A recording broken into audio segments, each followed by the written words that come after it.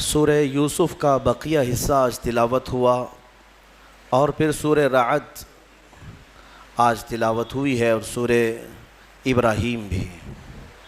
سورہ رعد جو 13ویں پارے میں موجود ہے، فرمایا بزرگوں نے کہ کسی کے نزع کا وقت سخت ہو گیا ہو، سکرات کی تکلیف بڑھ گئی ہو تو اس کے سرہانے کے پاس سورہ رعد کی تلاوت کریں، انشاءاللہ العزیز نزع میں آسانی ہوگی اور روح نکلنے میں اللہ تبارک و تعالیٰ تخفیف فرما دے گا۔ بہرحال سورہ یوسف کا جو بقیہ حصہ تھا، آپ نے کل سنا تھا سیدنا یعقوب علیہ السلام اپنے بیٹے یوسف علیہ السلام کی جدائی کے غم میں اتنا روئے کہ ان کی آنکھیں سفید ہو گئیں، یعنی آنکھوں کی بینائی چلی گئی۔ کافی عرصے کے بعد جب یوسف علیہ السلام سے ان کے سارے بھائیوں نے مصر میں ملاقات کی غلہ لینے کے لیے، تو یوسف علیہ السلام نے یہ کہا تھا جاؤ اپنے والد کو لے آنا ساتھ میں، لیکن ساتھ میں حضرت یوسف علیہ السلام نے کیا کہا تھا؟ اذهبوا بقمیصی ھذا فالقوہ علی وجہ ابی، یہ میرا جبہ لیتے جانا اور میرے والد کے چہرے پر ڈال دینا۔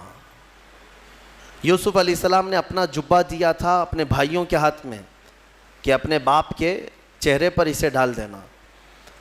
اب یہ جبہ لے کر کے جب چلے اور یعقوب علیہ السلام کے چہرے پر انہوں نے یوسف علیہ السلام کا جبہ ڈالا تو قرآن کہتا ہے فرتد بصیرا، ان کی کھوئی ہوئی بینائی واپس آ گئی۔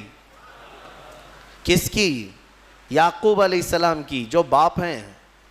میرے عزیزوں، یہی تو اہل سنت و جماعت کہتے ہیں کہ تبرکات میں تاثیر ہوا کرتی ہے۔ ہاں، اب یہاں سے اتنے بھی سمجھنے کی بات ہے کہ ایک نبی کا جبہ دوسرے نبی کو فائدہ دے سکتا ہے، تو نبی کی تبرک امتی کو کیوں نہیں فائدہ دے سکتے؟ نبی کا جبہ نبی کو فائدہ دے رہا ہے۔ یوسف علیہ السلام بھی نبی ہیں، یعقوب علیہ السلام بھی نبی ہیں۔ یوسف علیہ السلام کا جبہ اگر یعقوب علیہ السلام کو نفع دیتا ہے تو ہم گنہگاروں کو حضور پاک کے قدموں سے لگی مٹی کیوں نہیں نفع دے سکتی ہے؟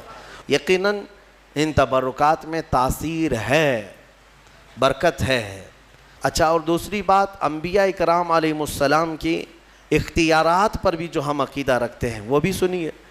یوسف علیہ السلام کے بھائی ابھی جبہ لے کر کے گھر پہنچے بھی نہیں تھے، راستے میں تھے، تبھی یعقوب علیہ السلام کو اپنے بیٹے کی خوشبو آنے لگی۔ گھر میں کہتے ہیں انی لاجد ریح یوسف، اپنے گھر والیوں سے کہتے ہیں کہ میں یوسف کی خوشبو سونگھ رہا ہوں۔ ابھی وہ بھائی آئے نہیں، راستے میں ہیں، اور جبے کی خوشبو یوسف علیہ السلام کے یعقوب علیہ السلام کو آ رہی ہے۔ عزیزان گرامی، اور یہ مسافت کتنی تھی، کتنی دوری تھی جو جبہ ابھی موجود تھا جہاں راستے میں، اور یعقوب علیہ السلام، کئی 100 کلومیٹر کا فاصلہ تھا، ابھی کئی 100 کلومیٹر کا فاصلہ ہے، اور جبے کی خوشبو یعقوب علیہ السلام سونگھ رہے ہیں۔ پھر اگر کوئی کہے نبی اپنے جیسے بشر تھے تو یہاں بیٹھ کر دلی کو سونگھ کے دکھاؤ، یہاں بیٹھ کر بنگلور کو سونگھ کے دکھاؤ۔ وہ نبی کے سونگھنے کی طاقت ہے کہ وہ ایک جگہ بیٹھیں تو سینکڑوں میل دور تک دیکھ بھی سکتے ہیں، سونگھ بھی سکتے ہیں۔ یعقوب علیہ السلام کی اس اختیار کے بارے میں قرآن بیان کر رہا ہے، اور پھر یہی تو الحمدللہ اہل سنت و جماعت کا موقف ہے کہ جب نبی سونگھ سکتے ہیں تو دیکھ بھی سکتے ہیں اور سن بھی سکتے ہیں، اور یہ بھی قرآن سے ثابت ہے۔ 19ویں پارے کی تلاوت ہوگی، اس وقت میں آپ کو بتاؤں گا۔ سلیمان علیہ السلام اپنے لشکر کے ساتھ جا رہے تھے، چونٹیوں کی ایک وادی تھی، چونٹیوں کی وادی سے آپ کا گزر ہونا تھا، تو چونٹیوں کی ایک جو ملکہ ہوتی ہے، ان کی جو بڑی ہوتی رانی، وہ پکار کر کے ساری چونٹیوں سے کہہ رہی ہے کہ سب کے سب اندر چلے جاؤ، سلیمان علیہ السلام اور ان کا لشکر آ رہا ہے، کہیں بے خبری میں تمہیں رون نہ دیں۔ سلیمان علیہ السلام ابھی کئی میل دور تھے۔ سلیمان علیہ السلام چونٹی کی بات سن کر کے ہنس پڑے۔ مجھے بتاؤ میرے عزیزو، تم کان کے پاس لے جا کر کے چونٹی کی بات سن کے بتاؤ، مکھی کے اڑنے کی، بھن بھنانے کی آواز آتی ہے، چونٹی کی آواز سنی ہے؟ لیکن وہ نبی کئی میل دور سے چونٹی کی بات کو سن بھی لیے اور مسکرا بھی دیے. قرآن کہتا ہے. اب یہاں سے مجھے بتاؤ, بنی اسرائیل کے نبی چونٹی کی بات سن سکتے ہیں تو سید الانبیاء امتی کی بات کیوں نہیں سن سکتے؟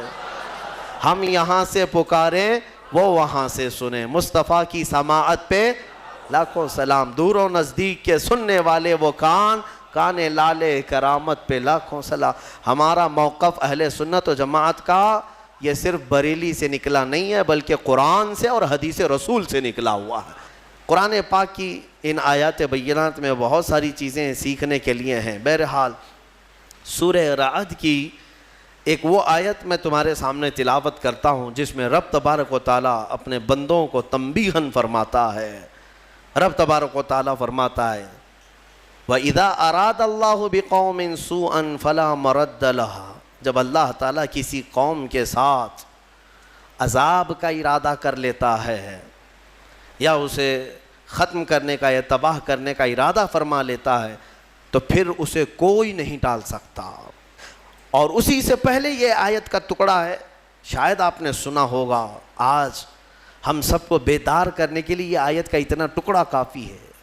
میرا مولا فرماتا ہے ان اللہ لا یغیر ما بقوم حتی یغیروا ما بانفسہم. بے شک اللہ تعالیٰ اس وقت تک کسی قوم کی حالت کو نہیں بدلتا جب تک وہ قوم خود اپنی حالت نہیں بدلتی.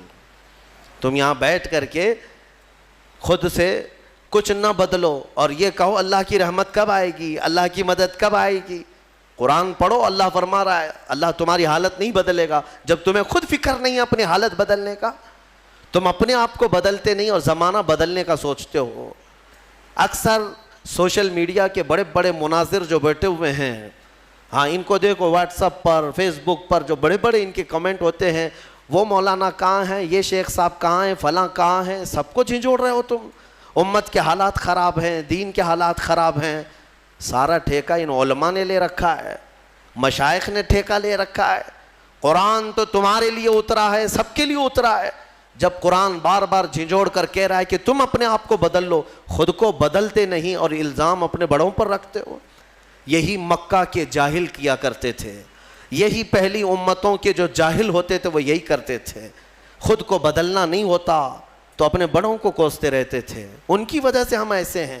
وہ لوگ ہی نہیں کر رہے ہیں, مولانا لوگ کچھ بھی نہیں کر رہے ہیں, مشائخ کچھ بھی نہیں کر رہے ہیں. میرے عزیزو, یہ بولنا اب ختم کر دیا جائے. کیا تمہارے لیے شریعت واضح موجود نہیں ہے؟ رسول پاک صلی اللہ تعالیٰ علیہ وسلم کی سیرت آج تک تم نے کبھی سنا نہیں ہے؟ سنے ہو, لیکن اپنے اندر جھانک کر کے دیکھو اب تک عمل کتنا کیا, حضور کے راستے پر اب تک کتنا آئے, پھر بعد میں دوسروں تک انگلی اٹھانا. قرآن یہ کہتا ہے کہ اللہ تعالیٰ اس وقت تک تمہاری حالت نہیں بدلے گا جب تک تم خود اپنی حالت نہیں بدلتے. اس پر میں ایک واقعہ عرض کرتا ہوں. بغداد مقدس میں ایک بڑے بزرگ تھے, محمد جام رضی اللہ تعالیٰ, بڑے پائے کے بزرگ ہیں, صاحب کرامت بزرگ گزرے ہیں. یہ وہ دور تھا جب ہلاکو بادشاہ پوری دنیا میں اپنی درندگی پھیلا چکا تھا, جہاں جاتا تھا قتل عام کرتا تھا. یکے بعد دیگرے وہ ملک فتح کر رہا تھا, لاشوں کے انبار لگا رہا تھا. ہلاکو نام سنا ہوگا آپ نے, بڑا ظالم بادشاہ. اور یہ جنگ کرتے کرتے جب اس کا ٹارگٹ بغداد ہو گیا, بغداد اس وقت مرکز اسلام کہلاتا تھا. علماء دین وہاں پر کثرت سے ہوا کرتے تھے, علم کی بڑی بڑی درسگاہیں وہاں پر موجود تھی, دانشور وہاں موجود تھے, صوفیہ موجود تھے. تو بغداد میں بڑی بڑی پرانی تاریخی کتابیں موجود تھیں. بغداد کو اس نے ٹارگٹ بنایا, ٹارگٹ بنا کر اپنی فوج لے کر وہ بغداد پر چڑھائی کرنے کے لیے نکلا. تو بغداد سے کافی فاصلے پر پڑاؤ کیا, ابھی کافی دور تھا, اور اس نے اپنے 2 سپاہیوں کو بھیجا کہ بغداد کا معائنہ کر کے آؤ. تو اس کے سپاہی جب بغداد کے لیے نکلے تو لوگوں میں ہلچل مچ گئی, بہت سنسنی پھیل گئی کہ ہلاکو قریب آ چکا ہے اور بغداد کو تباہ کرنے والا ہے. کیونکہ سب تباہیاں انہوں نے دیکھ لی تھی, ہلاکو نے کیا کیا کون کون سے شہر برباد کیے, کتنوں کا قتل عام کیا, وہ سب کو پتہ تھا. تو بغداد کے اکثر لوگ دوڑے دوڑے حضرت محمد جام کے پاس آئے, کہا کہ آپ ہمارے رہبر ہیں, آپ ہمارے رہنما ہیں, اللہ والے ہیں, ہمیں بچا لیں, آپ دعا کریں. ہلاکو جیسا ظالم بغداد پر ٹوٹ پڑا ہے. وہ اس وقت بیٹھے ہوئے تھے، ان کے ہاتھ میں کھٹوری تھی. آپ نے وہ کھٹوری کو یوں پلٹ دیا اور کہا جاؤ اللہ حفاظت فرمائے. لوگ چلے گئے. اللہ والوں کو اللہ تعالیٰ نے یہ اختیار دیا ہے، تصرف دیا ہے، اور ان کی اداؤں کو اللہ قبول بھی کرتا ہے. ہوا یہ کہ ہلاکو کے دونوں سپاہی پورے راستے بھر چھان مارتے رہے، ان کو بغداد نظر ہی نہیں آیا. ان کو صرف میدان ہی میدان دکھتا تھا، کہیں بغداد دکھتا ہی نہیں تھا. وہ واپس لوٹے اور بادشاہ سے کہا کہ بغداد تو ہے ہی نہیں قریب، کہیں پر کوئی شہر ہی نہیں ہے، صرف اور صرف چٹیل میدان ہے. تو ہلاکو کو اتنا غصہ آیا ان کی بات پر کہ یہ جھوٹ بول رہے ہیں. دونوں کو اس نے قتل کر دیا. کہا جھوٹ بول رہے ہو تم، بغداد کے بالکل ہم قریب آئے ہوئے. دوسرے دن بغداد کو اپنے خاص 2 وزیروں کو بھیجا، کہا جاؤ تم دیکھ کر کے آؤ. وہ جب آئے، دوسرا دن تھا، تو پھر لوگوں کو خبر چلی کہ آج ہلاکو کے 2 جاسوس اس کے مخصوص وزیر آ رہے ہیں.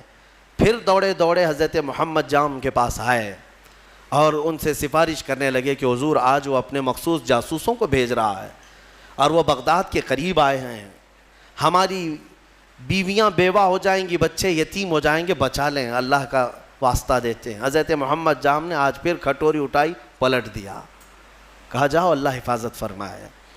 چلے گئے. وہ 2 وزیر بھی گھوم پھر کر کے گئے، انہیں بھی بغداد نظر نہیں آیا، صرف چٹیل میدان. اللہ والے اپنے کوزے سے جسے چاہے چھپا لے. واپس وہ شام کو لوٹے، ہلاکو کے پاس کہے سچ کہہ رہے تھے وہ دونوں سپاہی، ہمیں بھی بغداد نظر نہیں آیا، ہم غلط راستے پر تو نہیں آئے. بادشاہ کو اب غصہ بھی تھا اور تجسس بھی بڑھ گیا کہ ایسا کیسے ہو سکتا ہے. اس نے کہا اب معائنے کی ضرورت نہیں، مجھے یہاں سے بغداد کی روشنی نظر آ رہی ہے اور تم کو قریب سے بغداد کیوں نہیں نظر آیا. تو پھر تیسرے دن اس نے فوج کی تیاری کر لی کہ نہیں اب معائنے کی ضرورت نہیں، ساری فوج ہی چل پڑے، میرے ساتھ ساتھ چلو اور حملہ ایک ساتھ کیا جائے گا بغداد پر. تیسرے دن صفیں لگ گئیں. ہلاکو اس کی سپہ سالاری کر رہا، سربراہی کر رہا تھا، اور جب بغداد کی طرف وہ طبل بجاتے ہوئے، نقارے بجاتے ہوئے نکلے، اب پھر بغداد والوں میں سراسیمگی پھیل گئی. اب یہاں پر دوڑ بھاگ، سارے ادھر ادھر کھلبلی مچ گئی. پھر دوڑے دوڑے حضرت محمد جام کے پاس آئے. مومنین کا ایک بڑا مجمع آیا، سب رونے لگے، کہا کہ حضور بچا لیں بغداد کو، یہاں امانتیں ہیں بزرگوں کی، یہاں مسلمانوں کا مرکز ہے، بچا لیں. حضرت محمد جام تیسرے دن ان کے ہاتھ میں کھٹوری تھی، وہ پلٹ رہے تھے، غیب سے ندا آئی کہ اے میرے بندے اب رک جاؤ، اب رک جاؤ، کب تک تم انہیں اس طرح سے بچاتے رہو گے؟ انہوں نے اب تک اپنی حالت نہیں بدلی، ان کو اپنی حالت پر چھوڑ دو. حضرت محمد جام کو حکم ہوا، غیب سے ندا آئی، انہوں نے وہ کھٹوری چھوڑ دی، نہیں پلٹا. پھر اس کے بعد ہوا یہ کہ ہلاکو بغداد میں داخل ہو ہی گیا اپنی فوج کو لے کر، اور ایسی تباہی مچائی، ایسی تباہی، اللہ کی پناہ. 1 مہینے تک بغداد میں صرف چیخ ہی چیخ تھی، آوازیں ہی آوازیں تھیں. جس طرف سے گزرتے لاشوں کا انبار تھا، گھر بار جلائے جا چکے تھے، اسلامی ذخیرہ جو لائبریریاں تھیں وہ جلا کر راکھ کر دی گئیں.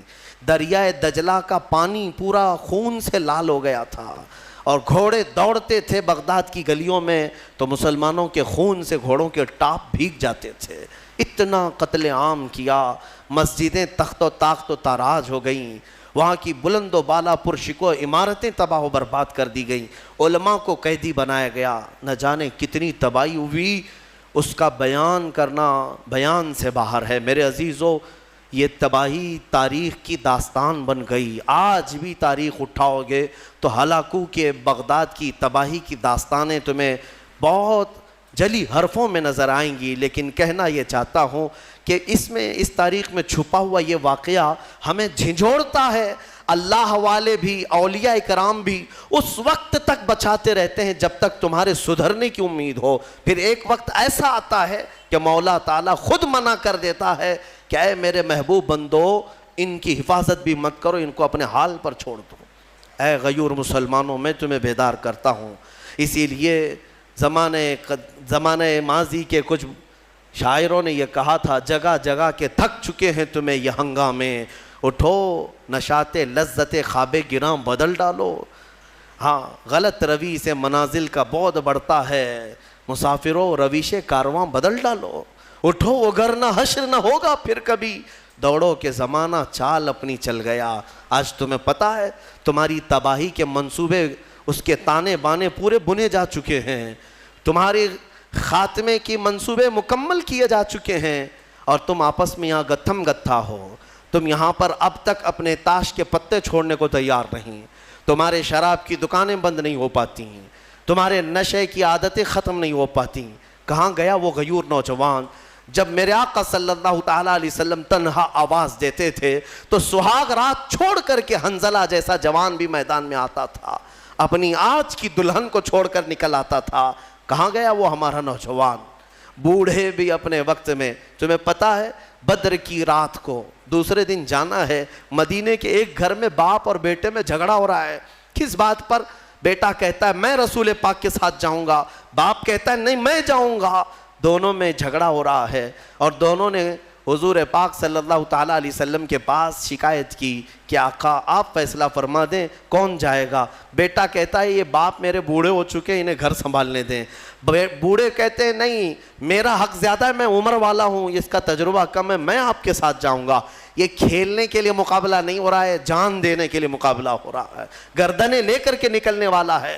حضور پاک نے فرمایا قرآن اندازی کر لو، قرآن اندازی کر لو، نام نکالو۔ قرآن اندازی کی گئی تو بیٹے کا نام نکلا۔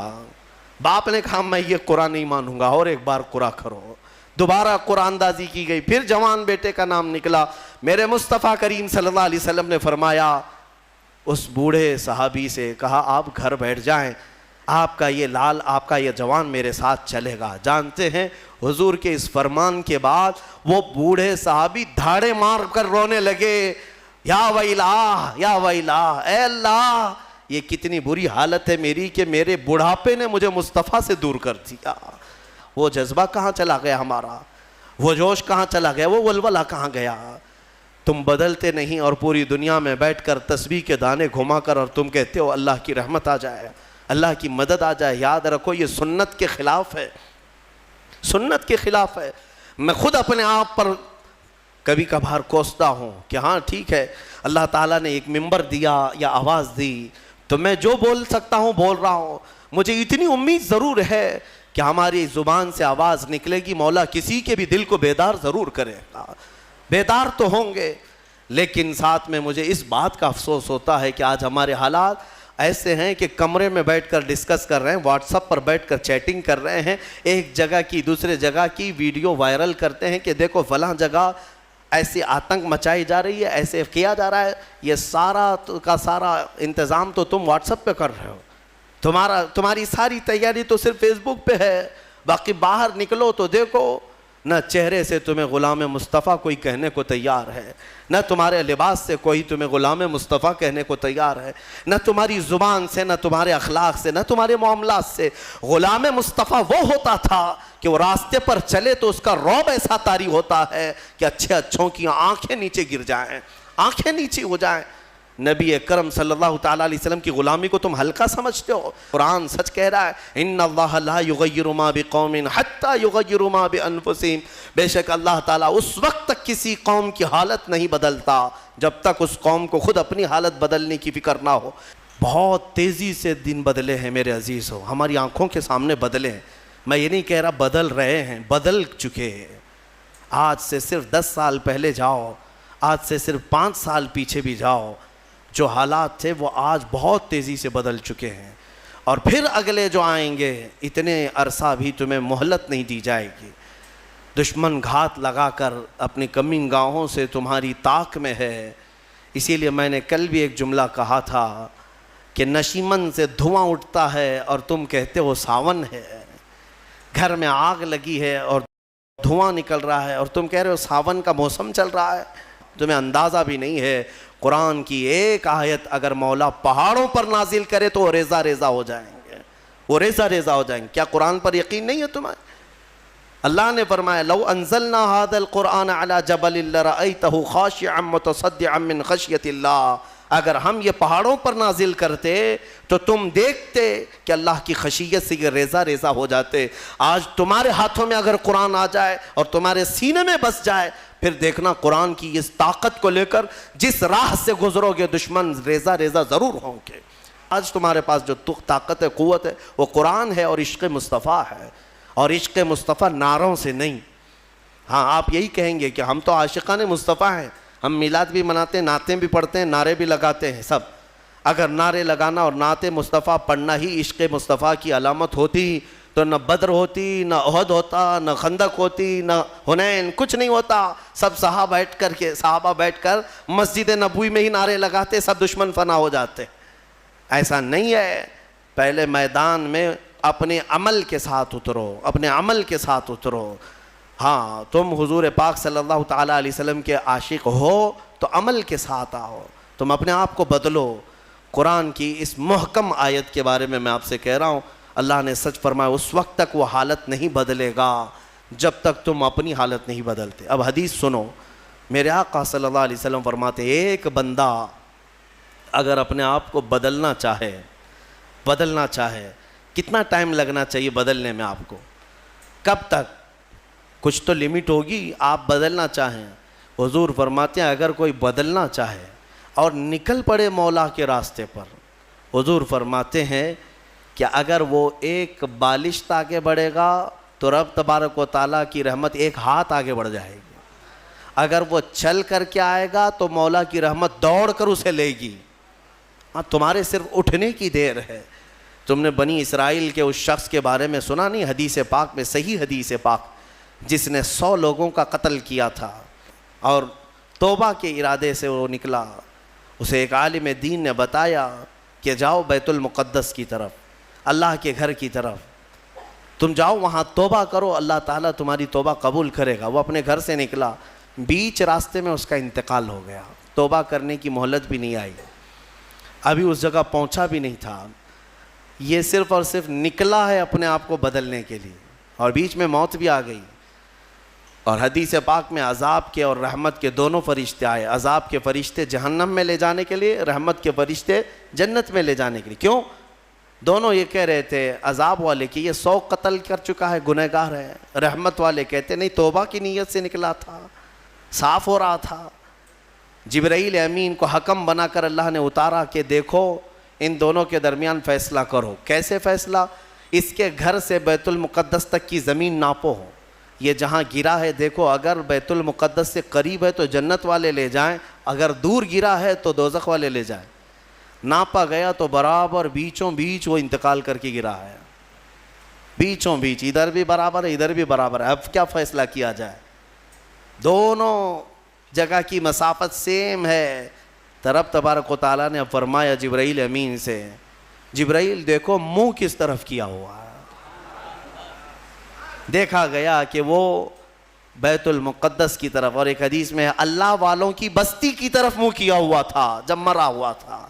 رب تعالیٰ نے فرمایا رحمت والوں کو دے دو, رحمت والوں کے حوالے کر دو, اسے جنت لے جائیں.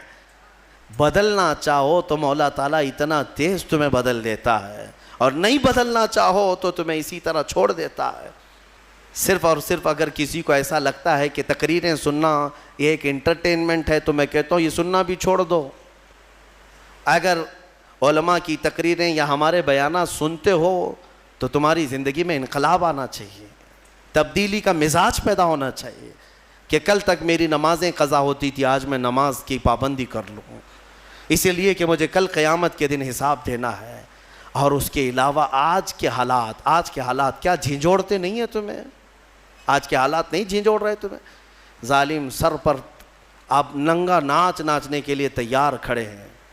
وہ دن تمہارے سامنے آئیں گے, تم دیکھو گے کہ بچوں کے خون سے یہ ہولی کھیلیں گے.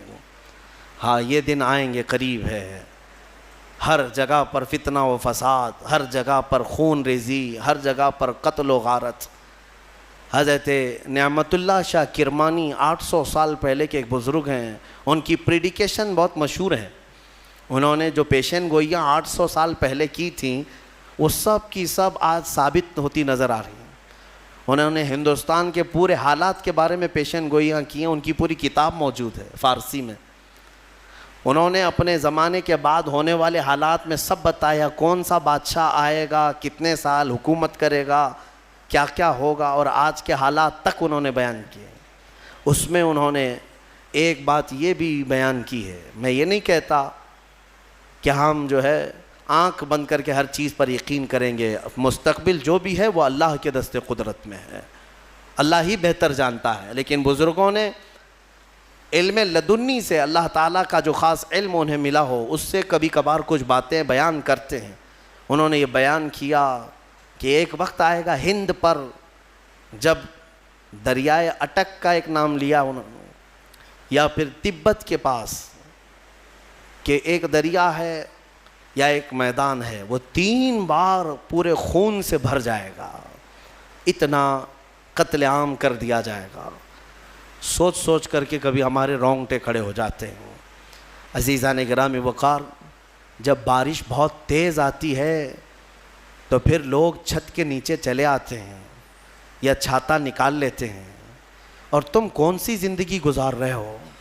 فتنوں کی بارش اور ظلم کی بارش اتنی تیز ہو چکی کہ تم مصطفیٰ کریم کی چھت کے نیچے بھی آنا نہیں چاہتے، اور نہ ہی اخلاق مصطفیٰ کی چھتری لینا چاہتے ہو۔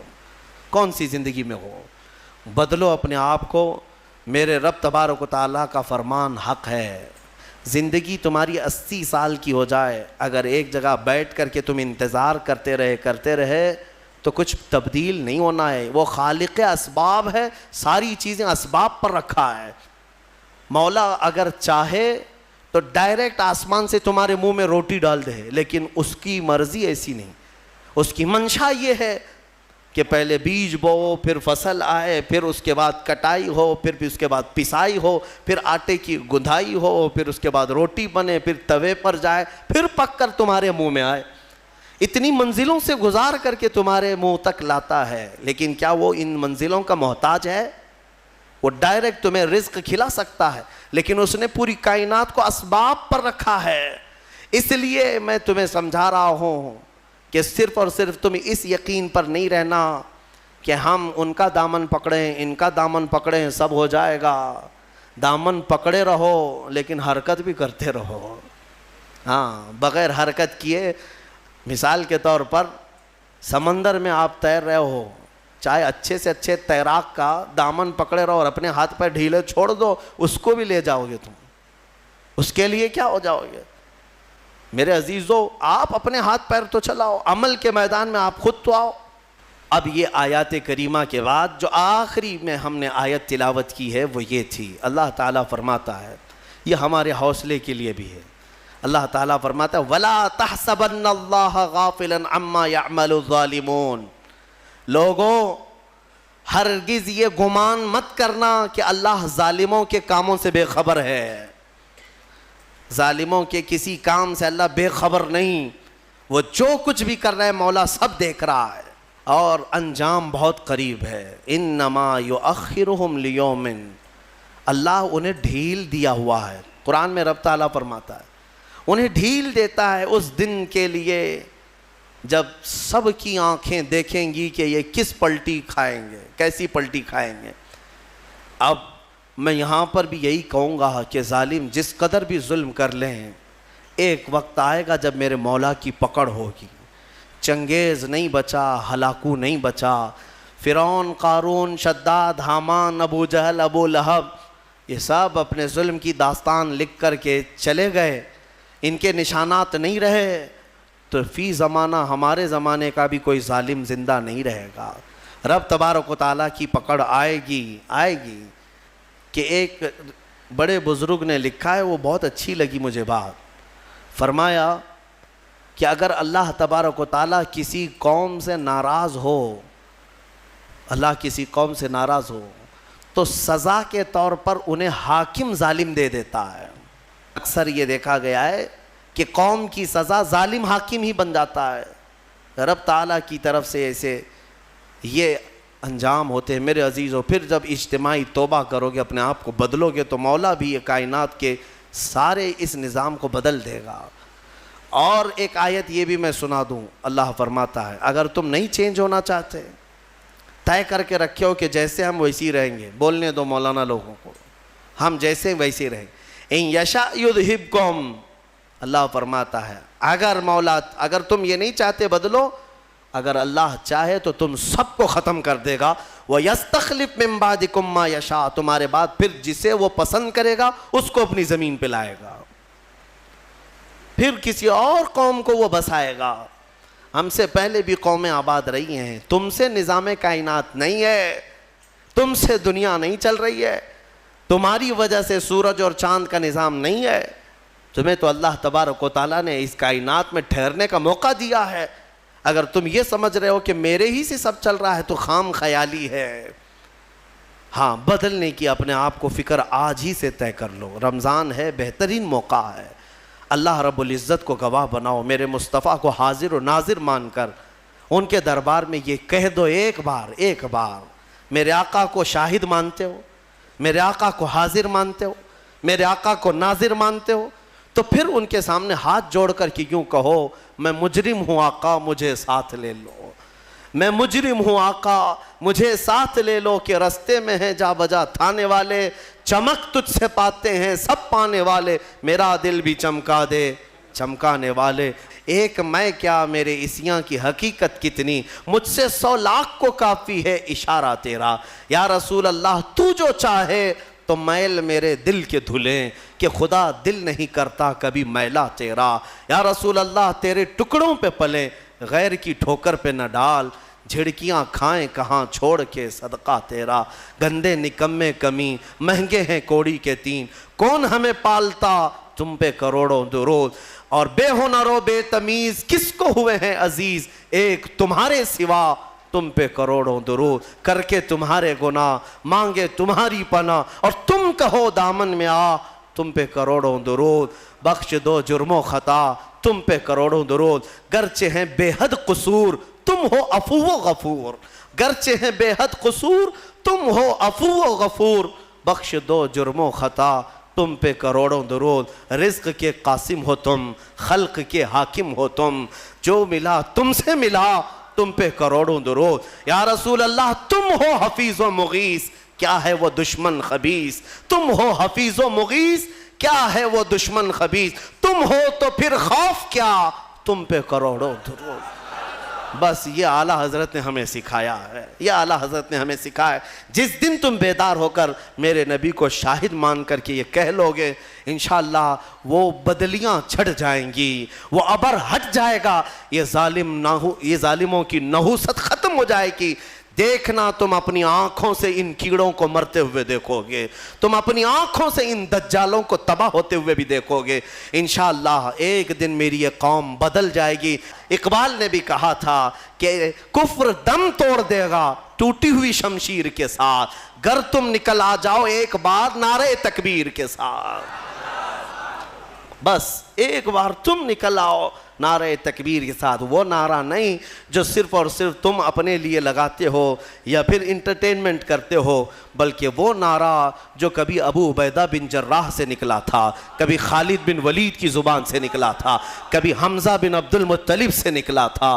ان کی زبانوں سے جو نعرہ نکلتا تھا وہ روح سے نکلتا تھا، اور ان کا یقین کامل ہوا کرتا تھا، چاہے دنیا کی ساری طاقتیں سامنے ہو مولا میرے ساتھ ہے. انشاءاللہ العزیز وہ وقت تبدیلی کا ان قریب آئے گا. مجھے امید ہے امام مہدی کو ابھی آنا ہے، عیسیٰ علیہ السلام کو ابھی اترنا ہے، اور پوری دنیا میں اسلام کا پرچم ابھی لہرانا باقی ہے. میرے آقا نے فرمایا ہے اس وقت تک قیامت نہیں آئے گی جب تک پوری دنیا کا دین صرف اور صرف اسلام ہی رہے گا، صرف اسلام رہے. اور میرے آقا نے فرما دیا تو میں کہتا ہوں زمین ٹل جائے گی، زمانہ ٹل جائے گا، میرے مصطفیٰ کا فرمان کبھی نہیں ٹلے گا. وہ ہو کر رہنا ہے، وہ ہو کر رہنا ہے. تمہیں پتہ ہے ابرہہ کو کتنا گھمنڈ تھا، کئی ہاتھیاں لے کر کے وہ خانہ کعبہ کو ڈھانے کے لیے آیا تھا. مکہ والوں کی طاقت نہیں تھی مقابلہ کرنے کی. مولا کریم نے چھوٹی چھوٹی چڑیوں سے ایسا تباہ کیا کہ قرآن کہتا ہے کعصف مأکول. وہ بادشاہ ابرہہ اور اس کی فوج ایسے دکھتے تھے جیسے کسی نے مرغی چھیل کر کے کھا کر کے چھوڑا ہوا ہو، جیسے کوئی مرغی کھا کر گوشت کھا کر کے ہڈیاں چھوڑ دیتا ہے. پوری فوج کی درگت ایسی بنی ہوئی تھی، ہلاک و برباد ہو کر کھائے ہوئے مرغیوں کی طرح نظر آتے تھے۔ وہ دن آئے گا جب یہ سارے کیڑے مکوڑوں کی بھی اللہ وہی حالت بنائے گا۔ شرط یہی ہے کہ تم مصطفیٰ کریم کی غلامی میں آ جاؤ۔ ایک بار تم اپنے آپ کو بدل لو اور تمہاری آنکھوں سے بھی نظر آنے لگ جائے، تمہارے چہرے سے بھی نظر آنے لگ جائے، تمہارے لباس سے بھی، تمہارے اخلاق سے بھی نظر آنے لگ جائے کہ یہ رہتا یہاں پر ہے لیکن بدن میں خوشبو مدینے کی آیا کرتی ہے، کہ تمہیں دیکھ کر کے سامنے والے کو ایسا محسوس ہونے لگے اب تو میرے آقا کو مجھے دیکھنا ہے۔ یہ غلام اس قدر خوبصورت ہے تو اس کا آقا کتنا خوبصورت ہوگا۔ یہ کیفیت جب پیدا ہو جائے گی انشاءاللہ فتح تمہارے مقدر میں ہے۔ اے رب ذوالجلال، ہم تیرے دربار میں سچے دل سے توبہ کرتے ہیں، اس رمضان کی برکت سے ہم سب کی توبہ کو قبول فرما۔ دیکھ مولا، ہم سب تیری طرف بڑھنے کے لیے نکل پڑے، اپنے گھروں سے تیرے گھر تک آ چکے۔